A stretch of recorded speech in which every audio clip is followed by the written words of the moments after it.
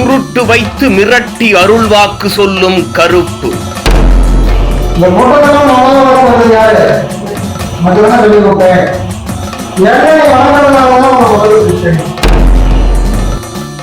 ஆணிகள் மீது துள்ளி குதித்து ஆடும் ஆக்ரோஷ கருப்பன்.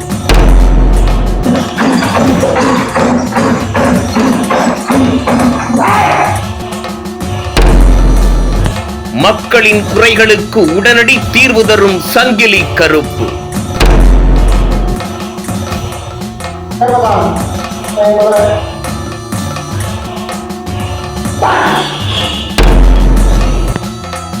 கருப்பனின் அருள்வாக்கிற்காக குவியும் மக்கள் கூட்டம்.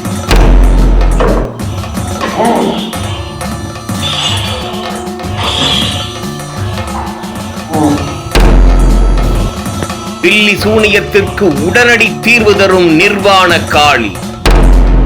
எங்கும் காணாத உக்கிர தெய்வங்கள். அமானுஷ்யம் நிறைந்து காணப்படும் சித்தாமூர் சர்வசக்தி பீடம்.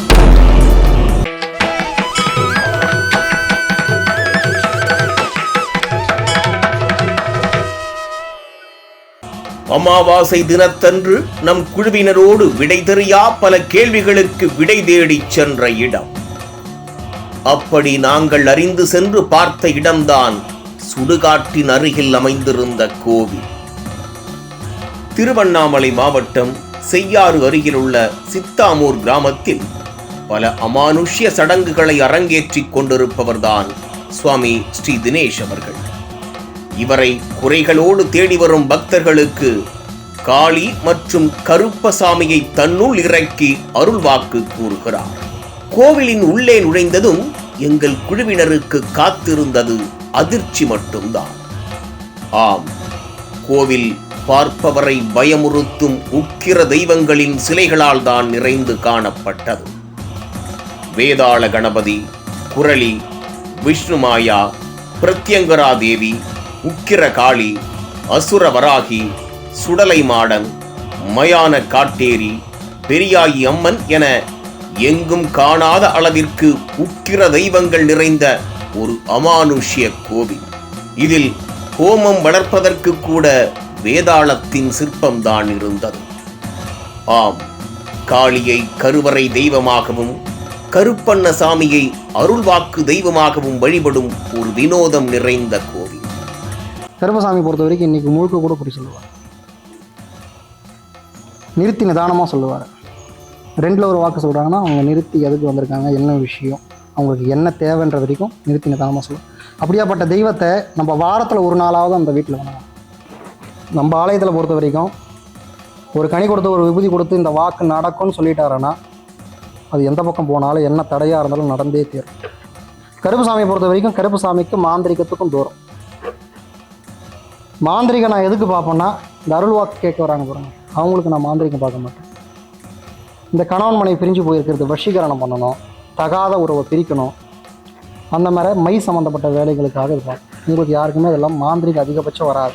பிரச்சனைகள் ரொம்ப அதிகமாக இருக்குது, தீர்க்க முடியல, தெய்வத்தால் கொஞ்சம் தூரம் போக்குதுன்னும் போது நம்ம ஒரு கழிப்பு எடுக்கிறதோ ஒரு செய்வன பூஜை எடுக்கிறதோ அந்த மாதிரி விஷயங்களை கேட்டால் பண்ணுவோம்.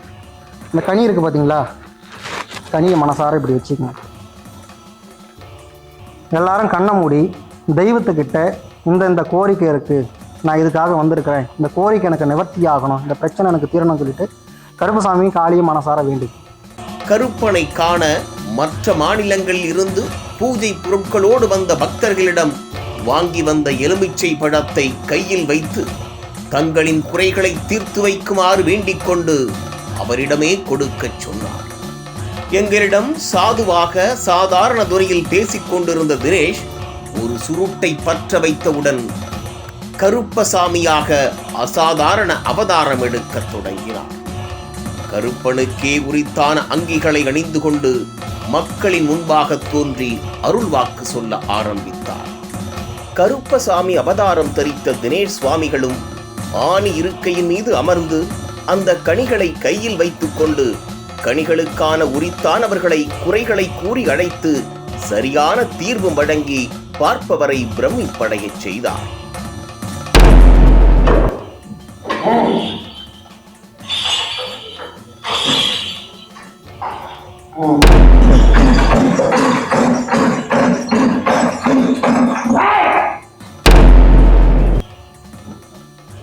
கர்மசாமி என் குதிரை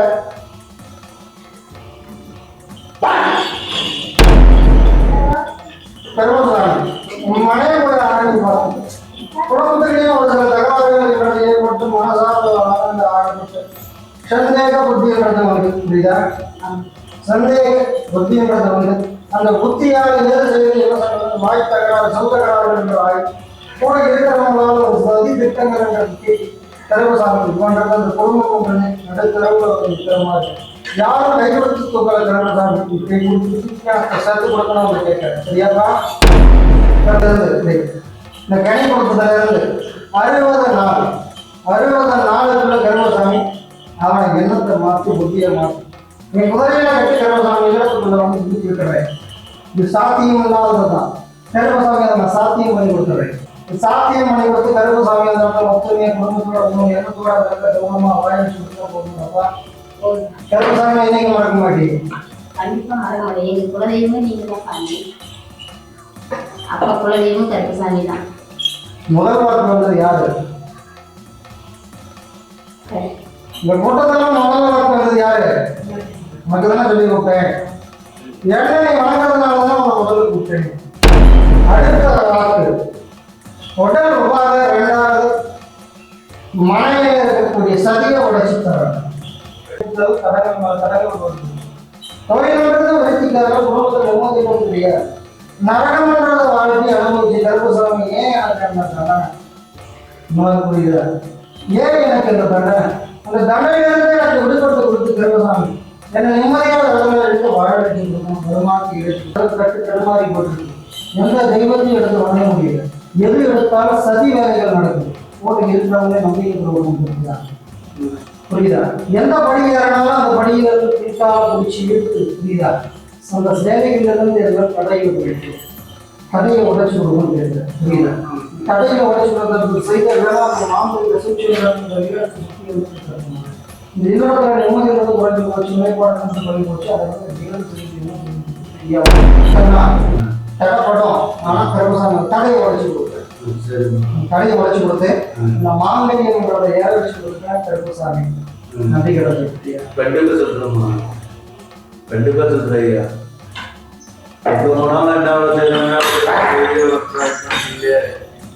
அவனுக்கும் ஒரு பெண் இருக்கு அதை நான் பார்த்தாச்சு புரியுதா அதை உங்க கண்ணில் காட்டி கொடுக்க வேண்டியது கருப்பசாமி புரியுதா இந்த பொண்ணை கண்ணில் காட்டி கொடுத்து சேர்த்து வச்சு மாங்கல்யம் கைத்துல இடம் வைக்கிறது அது என்னோட பொருள் புரியுதா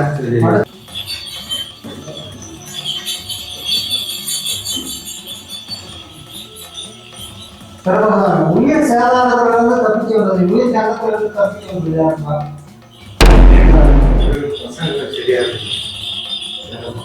எங்க அந்த இடத்துல இருந்து இந்த இடத்துல சேர்க்கணும் ஐஸ்வர்யம் ஒன்றும் மனையில் இருக்கணும் அதுக்குதான் எங்க இல்லைன்னு கேட்டேன் நான் மனையில் இல்லை அவங்க வேலைக்கு போயிருக்கு அந்த கோரிக்கை கருப்பசாமி நிறைவேற்றி கொடுத்துட்டா அவனையும் திருத்தி கொடுத்துட்றேன் அவன் மனசில் இருக்கக்கூடிய தீயை எண்ணத்தையும் நிறைவேற்றி கொடுத்துட்றேன் கருப்பசாமி கிட்ட இருக்கிற அபிப்பிராயங்களை அவனை வர வச்சு அவன் எண்ணத்துக்கு ஊற்றி அவனுக்கு இருக்கக்கூடிய உடல் சோர்வு சந்தேகம் புத்தி எண்ணங்களையும் கருப்பசாமி மாற்றி கொடுத்து கருப்பசாமி நிம்மதியாக அந்த இடத்துல சில இடத்துல 2 சுற்று 1 சுற்று நிம்மதியாக வாழ கொடுக்க என்னையும் கண்ணெடுத்து பார்த்து காப்பாற்றிக்கலாம் உண்மையாக திருத்து கொடுத்துட்டா தொழில் அமைச்சு கொடுத்துட்டா சரி கட்டம் பிரச்சனையை திருத்து கொடுத்துட்டா கருப்பசாமிக்கு முதல் தடவையாக இன்னையிலேருந்து 3 அமாவாசை சரி புரியுதா ஒரு அமாவாசைக்கும் ஒரு விஷயங்களும் சரி புரியுதா இந்த 3 கனியை எடுத்துகிட்டு போயிட்டு இடத்து வாசப்படியில் இடது பக்கம் ஒரு 3 சுற்று வலது பக்கம் ஒரு 3 சுற்று உடச்சி 4 திசையில் எடுத்து பிச்சு போகும் புரியுதா இது முதல் அமாவாசை 2 அமாவாசை நான் சொல்லி கொடுக்குற வாக்கை பிரகாரம் எடுத்து செய்கிறது இந்த பிரச்சனையை அடியோடு உச்சந்தலையிலிருந்து உள்ளங்கால் வரைக்கும் நரம்பு எந்த நேரத்தில் எது செய்ய தெரியல முன்னாடி இருந்த சுய புத்தியும் சுய வீரியமும் தைரியமும் இல்லை தைரியம்ன்றது விட்டு போச்சு தைரியம்ன்றது விட்டு போச்சு எங்கே போனாலும் ஒரு சோம்பல் ஒரு அசதி ஒரு மக்கு மந்தாரமாக எந்த வேலையை எடுத்து செய்யணுன்ற ஒரு ஆர்வம் துணிச்சல் கிடையாது. பார்த்துக்கலாம், நாளைக்கு என்ன நடக்குமோ இன்னைக்கு என்ன நடக்குமோ இன்னைக்கு பார்த்துக்கலாம் தவிர ஒரு தெய்வத்து மேலே ஒரு பாரத்தை போட்டு போகிறது நல்லா இருக்கும்.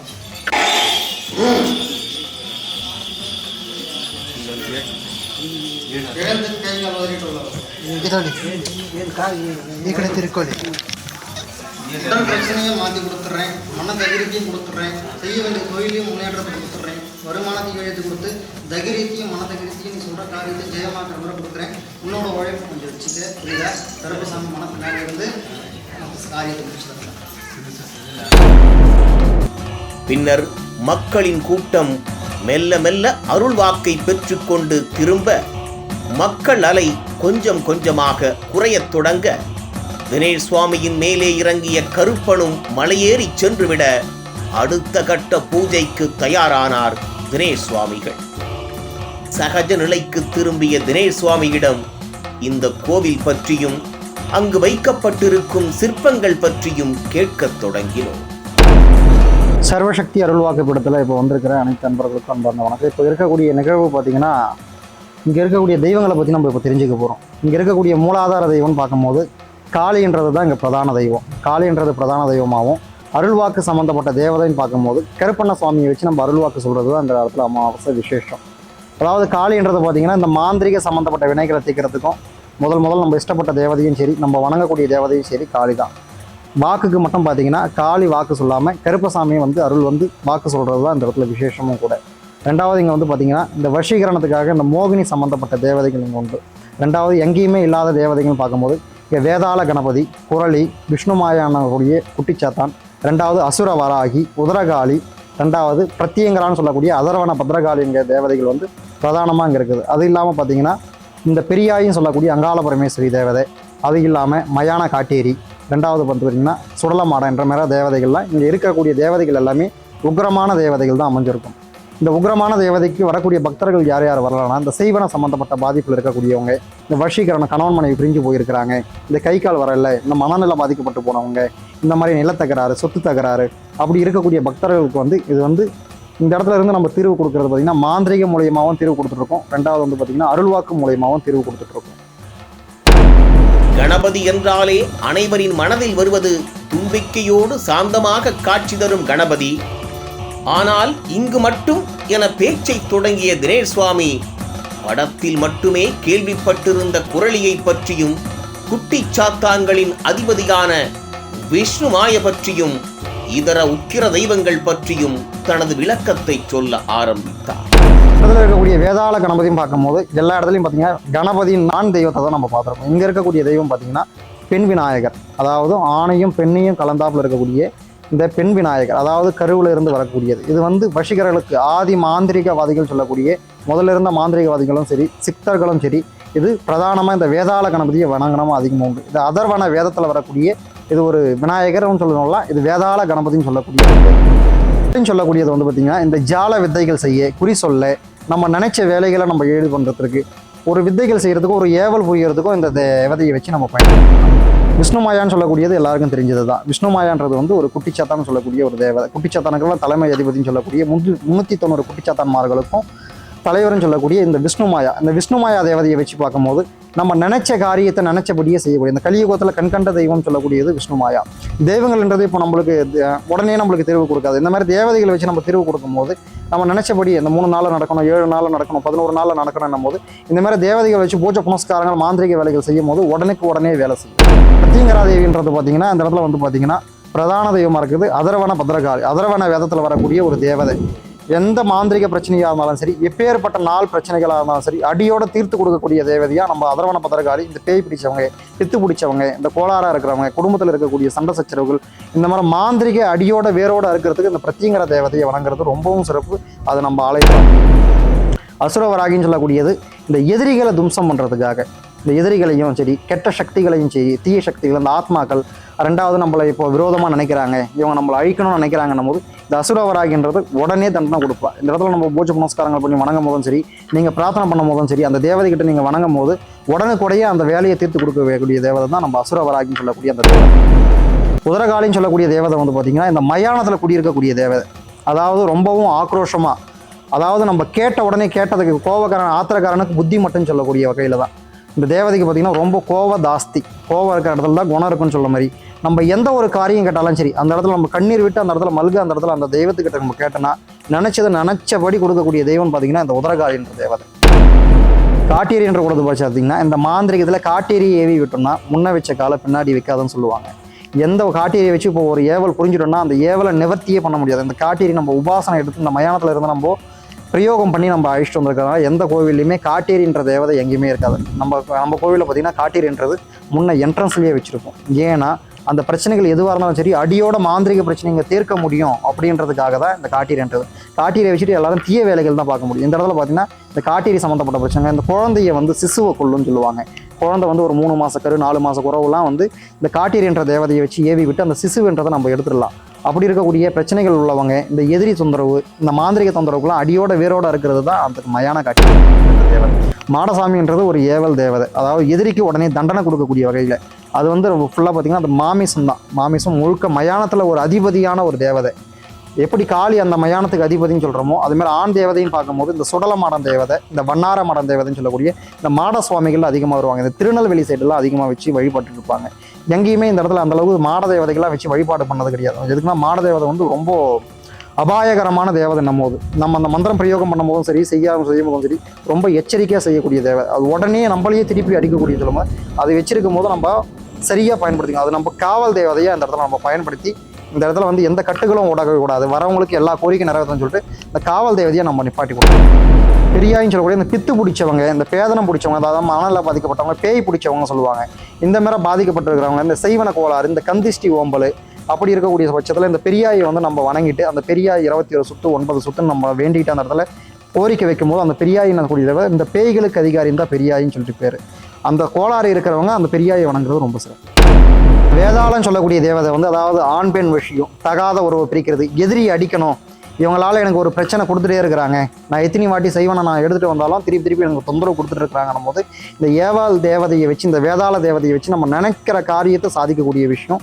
இது நல்லதும் செய்யும் கெட்டதும் செய்யக்கூடியது தான் சொல்லுவோம். இது கெட்டது செய்கிறதுக்கு மட்டும்தான் அதிகமாக பயன்படுத்த முடியும். இது வெளிநாட்டில் இருக்கிறவங்களுக்கு கடல் கடந்து போகணும் அப்படின்றதுக்கு அதுக்கு கால் கிடையாது. இது பறந்து போகக்கூடிய ஒரு பறவை தேவதைன்ற மாதிரி அப்படின்னு சொல்லக்கூடிய இது ஆதி காலத்தில் இருக்கக்கூடிய ஒரு தேவதை. இப்போது வேதாளம்ன்றது அதிகமாக எங்கேயும் கிடையாது.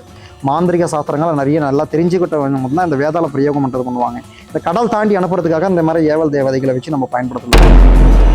சகஜமாக ஒவ்வொரு உக்கிர தெய்வங்கள் பற்றியும் அந்த சிலைக்கான பின்னணி பற்றியும் விளக்கிக் கொண்டிருந்த தினேஷ் சுவாமியிடம் கருப்பசாமியை பற்றி கேட்டதும் கருப்பனை பற்றி சொல்லிக் கொண்டிருந்தவரின் நடவடிக்கையில் சிறிது மாற்றம் ஏற்பட ஆரம்பித்தது.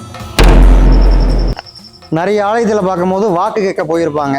எவ்வளோ பக்தர்கள் எவ்வளோ குறைகளுக்காக இந்த மாதிரி எனக்கு குறைகள் தீரணும் அப்படின்னு சொல்லிட்டு எனக்கு இருக்கக்கூடிய விஷயங்களை தெரிக்கணும்னு சொல்லிட்டு முதல்ல கேட்க போகிறது மாந்திரிகத்துக்கு போக மாட்டாங்க. பிரச்சனைகள் உள்ளவங்க முதல்ல குறி கேட்கணும், அருள் வாக்கு கேட்கணும், நல்லா சரியாக ஒரு சாமியாரை பார்க்கணும், ஒரு தெய்வத்தை பார்த்துட்டு என்ன காரியம் நடந்திருக்கு என்ன பிரச்சனைகள் நடந்திருக்குன்னு சொல்லிட்டு தெரிஞ்சுன்னு சொல்லிட்டு போவாங்க. எல்லா கோவிலும் பார்த்திங்கன்னா நிறைய கோவிலில் அவங்க என்ன பிரச்சனைக்கு வந்திருக்காங்க ஏது பிரச்சனைக்கு வந்திருக்காங்கன்னு சொல்லிட்டு அங்கே கேட்டு தான் அவங்க வாக்கு சொல்கிற மாதிரி இருக்கும். அவங்க வார்த்தைகளை சொல்லுவாங்க.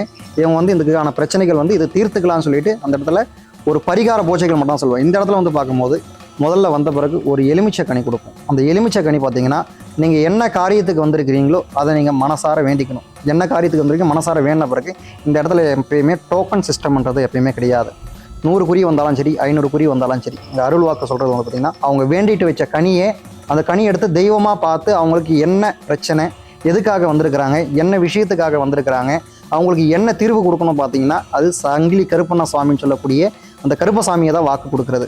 அந்த கருப்பசாமி கிட்ட பொறுத்த வரைக்கும் சொன்ன வாக்கு சொன்னபடி பழிச்சு தான் இந்த இடத்துல எந்த பிரச்சனைகளாக இருந்தாலும் சரி நாள்பட்ட பிரச்சனைகளாக இருந்தாலும் சரி எந்த ஏவல் பிரச்சனைகளாக இருந்தாலும் சரி எந்த ஒரு தொல்லைகளில் வந்திருந்தாலும் சரி அந்த கருப்பசாமி சொல்லக்கூடிய வாக்கு இந்த இடத்துல பலிதமாயிருக்கே தவிர அந்த இடத்துல தவறி போனதாக சரித்திரன்றதை கிடையாது. இந்த கருப்பசாமியை நம்ம வணங்கும் போது எந்த ஒரு பிரச்சனைகளாக இருந்தாலும் நம்ம அதை சரி செய்துக்க முடியும். அவரை நம்பி வரும்போது பார்த்திங்கன்னா நினைக்கிற காரியத்தை ஜெயமாக்கி கொடுப்பாரு. இந்த கருப்பசாமியை வணங்கும் போது சொல்கிற வாக்கு சொல்லபடி பலிக்கக்கூடிய விஷயங்கள் அவர்கிட்ட ரொம்ப அதிகம். மீண்டும் கருப்பசாமி அவருள் இறங்க ஆரம்பிக்க எங்களது கேள்விகளை அத்துடன் முடித்துக் கொண்டோம். மக்களின் குறைகளுக்கும் நம் குழுவினரின் பல கேள்விகளுக்கும் விடை கிடைத்துவிட்ட நம்பிக்கையில் இந்த அமானுஷ்யம் நிறைந்த இடத்தை விட்டு விடை பெற்று வந்தோம்.